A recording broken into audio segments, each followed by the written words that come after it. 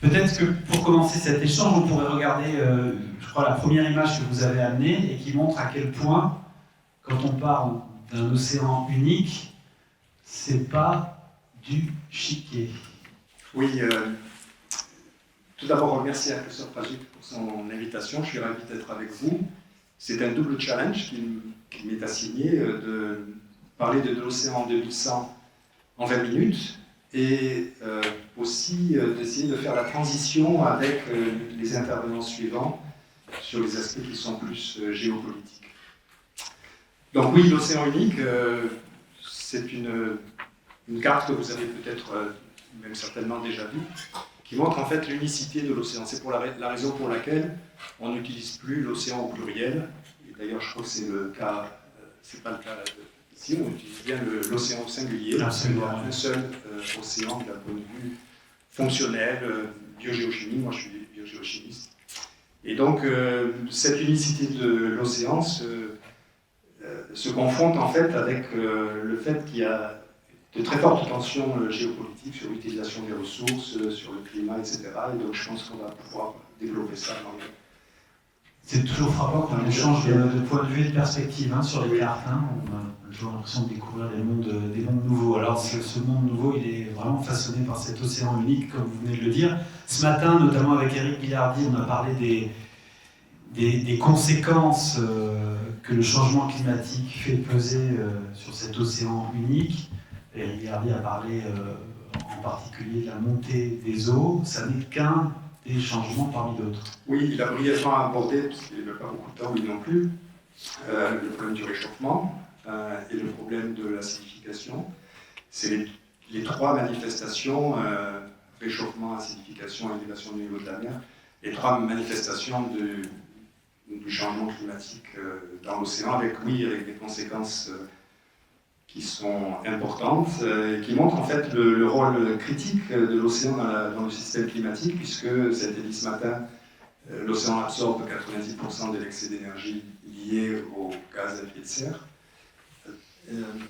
Et ce qui induit évidemment un réchauffement des eaux avec deux volets, le volet augmentation graduelle de la température, mais aussi augmentation des événements extrêmes, des canicules marines, on pourra en parler. Il y en a une qui est exceptionnellement longue qui s'est déroulée en Méditerranée. Les canicules marines, on n'est pas habitué à cette association de mots. Oui, peut-être que je peux en parler maintenant. Oui, dites-en un mot, parce que c'est vrai que c'est très intriguant. On a beaucoup parlé effectivement avec les épisodes de forte chaleur en Méditerranée.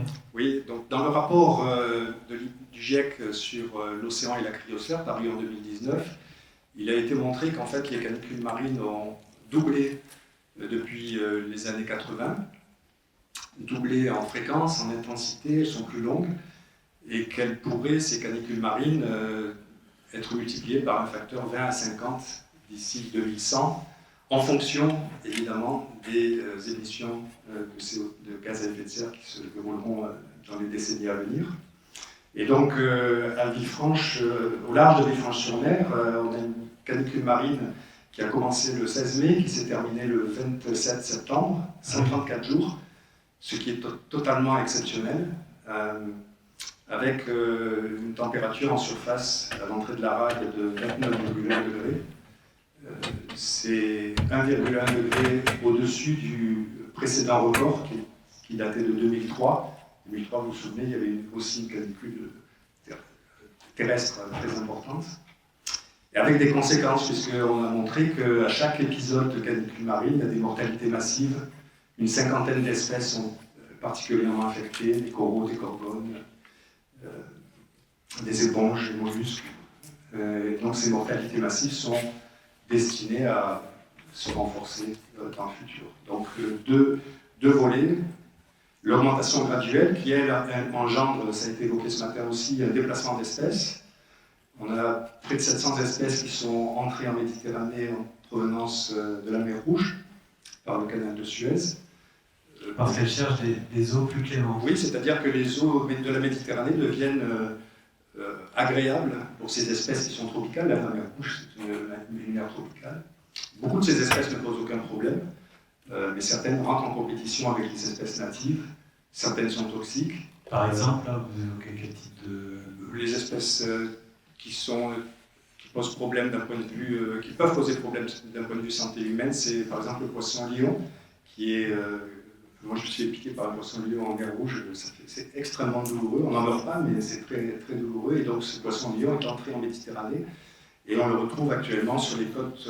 alors, traditionnellement, les espèces lesseptiennes, on appelle ça des espèces lesseptiennes, rentrent par le canal de Suez et se développent le long de la côte est de la Méditerranée et remontent comme ça vers la Turquie, la Grèce, pour finalement, pour certaines d'entre elles, arriver sur nos côtes. Il y a des poissons qui sont aussi extrêmement voraces, le poisson lapin qui... Lapin. Oui, qui en fait entre en compétition avec des espèces natives herbivores. Et donc voilà, ça pose... Je découvre tout un mystère, le poisson lapin, le poisson... Donc, évidemment, ils ont des petits noms scientifiques, mais on ne va peut-être pas aborder ici.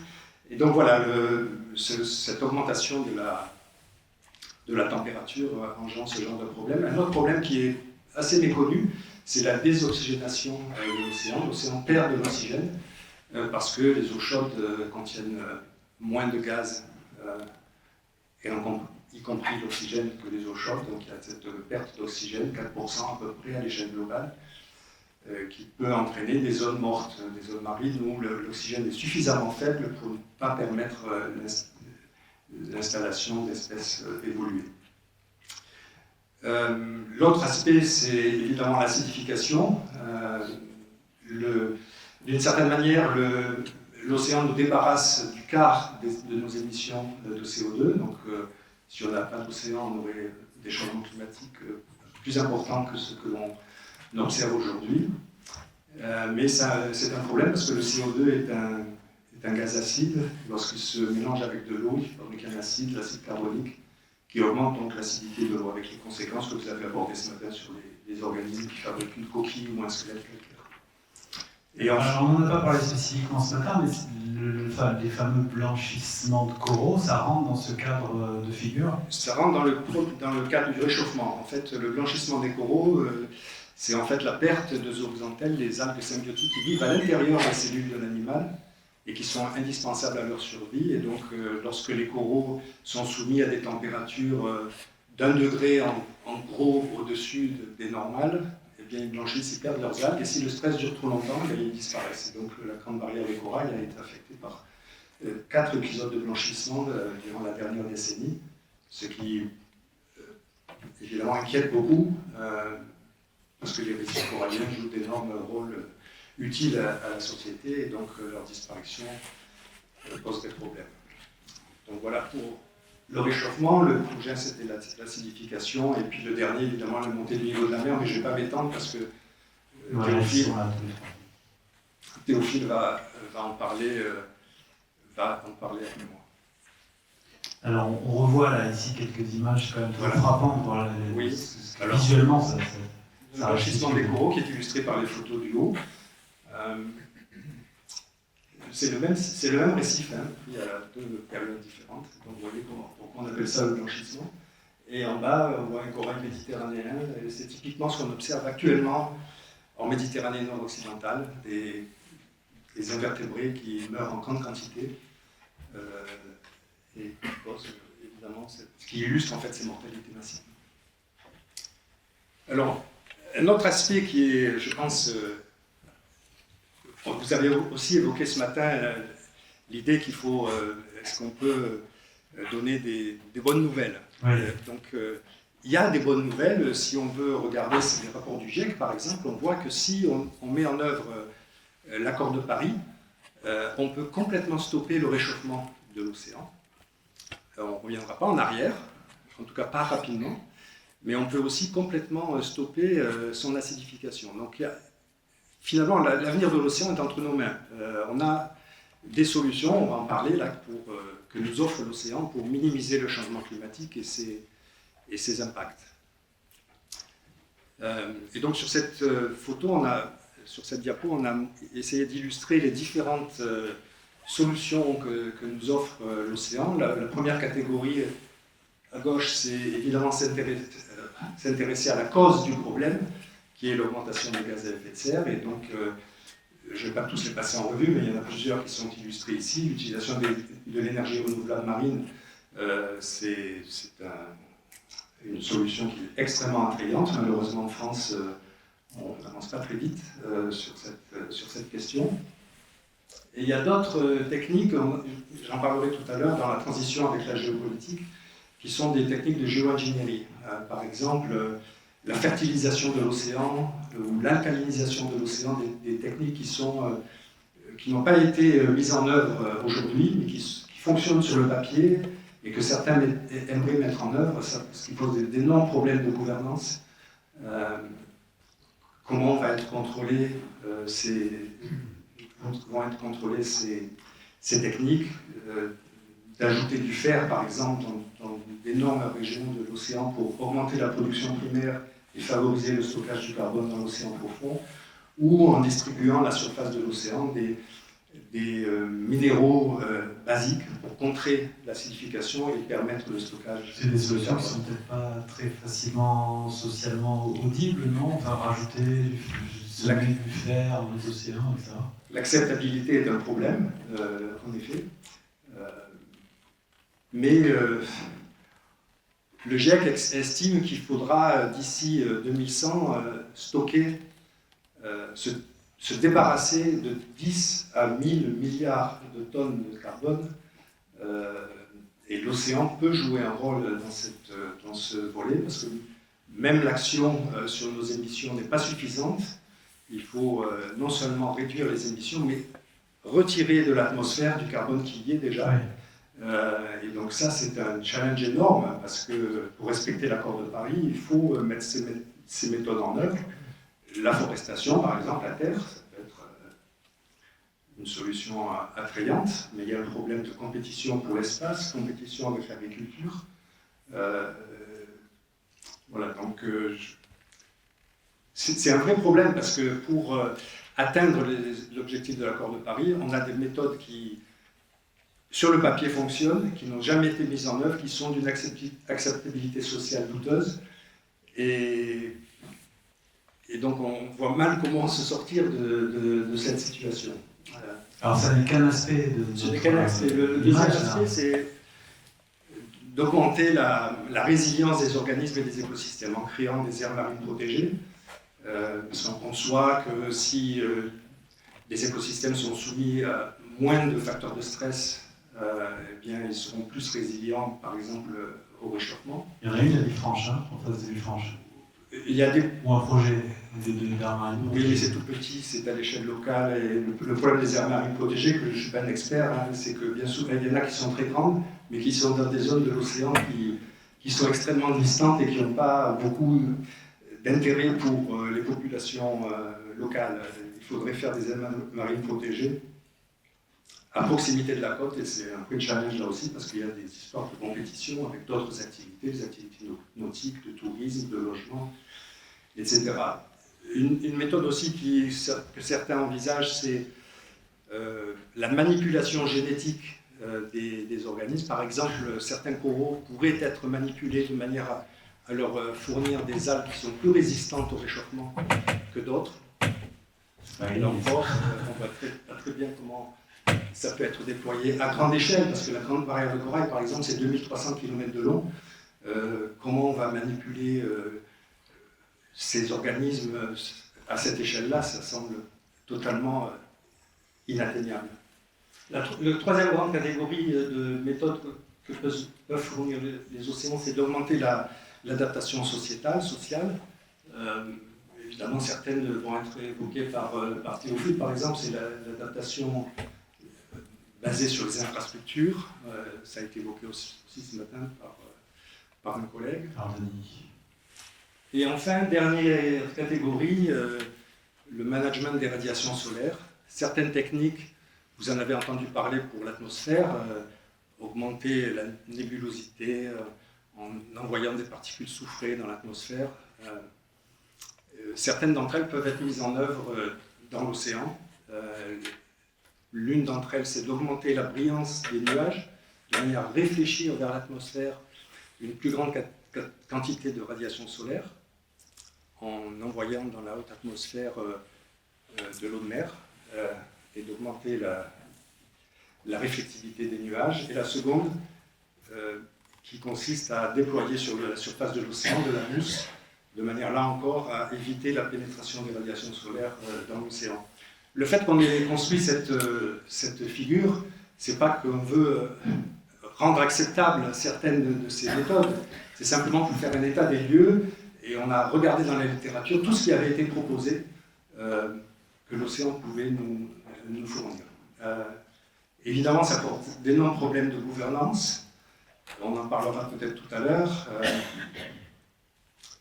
Ça met en jeu des négociations internationales dans beaucoup d'organismes qui dépendent des Nations Unies, par exemple la Convention sur la biodiversité biologique, la Convention cadre des Nations Unies sur le changement climatique, la CNUC, qui se réunit tous les ans. Donc la prochaine COP aura lieu le mois prochain en Égypte. Donc il y a beaucoup de cénacles comme ça onusiens où se passent des discussions, mais d'un point de vue du chercheur, c'est très frustrant de voir que tout ça avance très lentement. On va parler de ces cénacles et des raisons pour lesquelles il est important que l'océan y soit représenté. Mais pour finir sur ces quelques images, vous aviez cet exemple quand même. Oui. Hein, Alors il y a de bonnes nouvelles aussi. C'est que parmi ces bonnes nouvelles, c'est que en 2020, on a publié un article qui montrait qu'en fait, on pouvait reconstruire au moins en partie la biodiversité marine. Par exemple, en replantant des mangroves, on sait faire, ça marche bien. Le delta du Mékong qui a été quasiment détruit, les forêts de mangroves dans le delta du Mékong ont quasiment totalement disparu à la suite de la guerre du Vietnam, que les Vietnamiens d'ailleurs appellent la guerre américaine.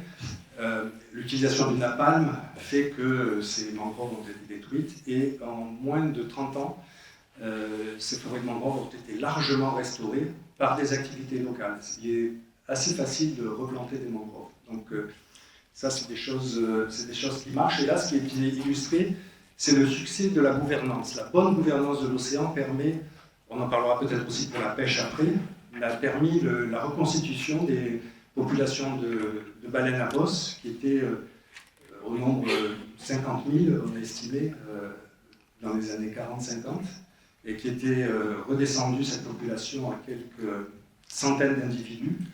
Eh bien, l'interdiction de la chasse à la baleine a permis à ces populations de se reconstituer, et ces populations sont aujourd'hui plus de 50% de ce qu'elles étaient en 1940. Donc ça illustre bien qu'il y a une résilience dans l'océan, dans les écosystèmes marins, qui, avec une bonne gouvernance, on peut revenir à rétablir une partie, en tout cas, de la biodiversité. Il y a des success stories, il y en a certaines. Ce matin, quelqu'un demandait s'il y avait des bonnes nouvelles. Oui, il y en a. Ça, c'en est une. L'autre, c'est de dire, c'est les scénarios du GIEC qui montrent qu'une action climatique intense permet de stopper l'évolution du réchauffement et de l'acidification. Malheureusement pas de l'élévation du niveau de la mer, parce que ça c'est inéluctable, ça va continuer pendant plusieurs centaines d'années. Alors sur ces questions de gouvernance internationale, on a eu l'impression que longtemps l'océan était le parent pauvre des discussions autour du climat. Ça a changé un petit peu avec la COP de Paris, mais finalement, il faut se poser la question, pourquoi c'est important qu'il y soit l'océan dans cette discussion? Eh bien, c'est important qu'il y soit. La diapo, je n'ai pas insisté sur ça, mais la diapo qui montrait le réchauffement, l'acidification et l'élévation du niveau de la mer, la couleur bleue était omniprésente dans cette diapo, ce qui montre la très grande importance de l'océan dans le système climatique. Donc un océan en bonne santé, c'est un climat en bonne santé. On dit souvent que le climat est en fait esclave de l'océan, parce que c'est l'océan qui contrôle pour une large part le climat. L'océan fournit aussi un rôle important dans la sécurité alimentaire. Il fournit d'énormes services qui ont été quantifiés par un article qui est un peu ancien maintenant, qui date du début des années 2000. Il a été estimé que si l'océan était un pays, ça serait la 6e économie de la planète. Pour montrer vraiment l'énorme valeur de l'océan. Et cette valeur, en fait, dépend d'un océan en bonne santé. Alors, sur la question de la sécurité alimentaire, il y a un exemple aussi vertueux que vous avez à peine mentionné tout à l'heure, là, à propos de la pêche. Oui, alors, pêche. Oui. Ça aussi, c'est une bonne nouvelle, c'est un bon exemple, quoi. Oui, la gouvernance de la pêche, par exemple, en Europe, a été extrêmement efficace. On voit que, je crois que dans les années 90, 90% des stocks de poissons de l'Atlantique Nord-Est étaient surexploités. Maintenant, c'est 28% des stocks de poissons surexploités. Alors évidemment, ça a été en partie douloureux parce qu'il a fallu réduire la flottille de pêche, introduire une réglementation sur la taille des filets, etc. On en parle beaucoup en ce moment sur la scène benthique. La gouvernance est extrêmement importante et donc ça a été douloureux pour certains pêcheurs qu'il a fallu accompagner, moderniser la flottille de pêche, mais ça montre qu'une bonne gouvernance permet de solutionner une grande part des problèmes. Le même succès n'a pas été rencontré en Méditerranée. En Méditerranée, il y a toujours 86% des stocks de poissons qui sont surexploités. La Méditerranée, c'est un problème aussi géopolitique, hein, parce que les pays de la rive nord et de la rive sud n'ont pas les mêmes objectifs, n'ont pas les mêmes ressources, et donc il est extrêmement compliqué de mettre en œuvre une bonne gouvernance de la pêche en Méditerranée. Et tout ça, c'est à mettre en contraste, j'ai oublié de le dire, avec ce que disait Thomas Huxley dans les années 1880, où il disait que il se félicitait du fait de l'apparition de la marine à vapeur et aussi des possibilités de refroidir, de maintenir au frais les poissons lors des campagnes de pêche. Et il disait que les poissons qui étaient exploités à l'époque, et il parlait de la morue, du hareng et du maquereau, ces trois espèces de poissons constituaient des ressources qui étaient inépuisables, inexhaustibles, il avait dit. Donc on a vu que ce n'était pas le cas, mais on voit qu'avec une bonne gouvernance, on peut revenir à faire rétablir en grande partie la situation. Alors là, il s'agit de biodiversité finalement, de biodiversité d'espèces consommées par l'humain, mais il y a la biodiversité tout court, qui est une question qui est en lien avec la gouvernance aussi. Oui, alors la biodiversité donc fait l'objet d'une convention des Nations Unies, la convention sur la biodiversité biologique,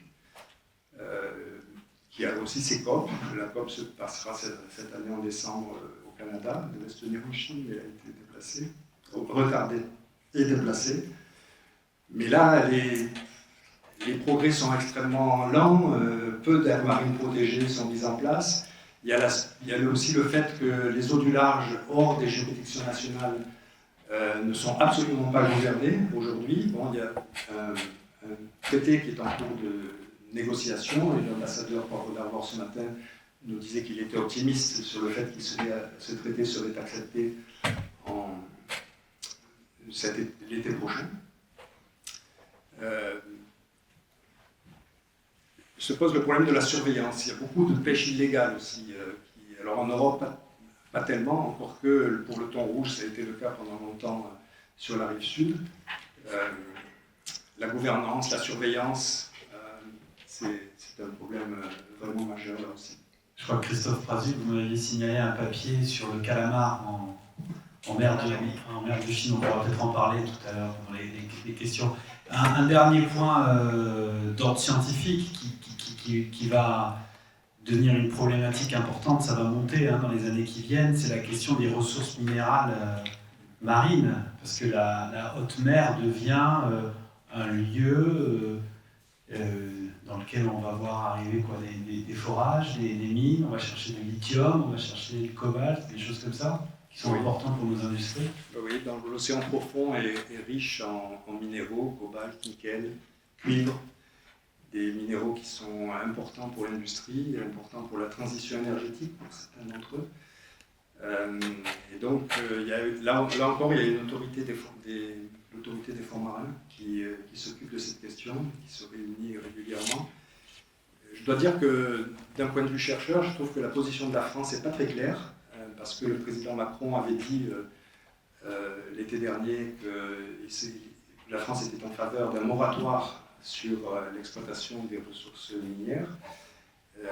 Or, il se trouve que l'ambassadeur qui discutait de ça en Jamaïque, lors de la dernière réunion de cette autorité, n'a pas défendu cet aspect. Donc le moratoire est toujours en pointillé.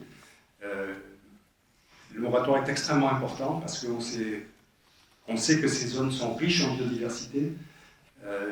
Des études de collègues américains montrent que la biodiversité est extrêmement importante, beaucoup plus élevée que ce qu'on le croyait dans les zones abyssales, notamment autour des nodules polymétalliques. Ce sont ces nodules qui abritent beaucoup de minéraux. Et donc, il est inévitable que l'exploitation de ces nodules va entraîner un bouleversement énorme de ces zones. Or, ces négociations n'avancent pas. Il est même question que Nauru, pays du Pacifique, commence à faire une exploitation de ces nodules polymétalliques avant même l'adoption d'un code minier par cette organisation internationale des fonds marins. Et donc on voit que c'est vraiment le bazar là, et donc d'un point de vue d'un biologiste, c'est extrêmement préoccupant.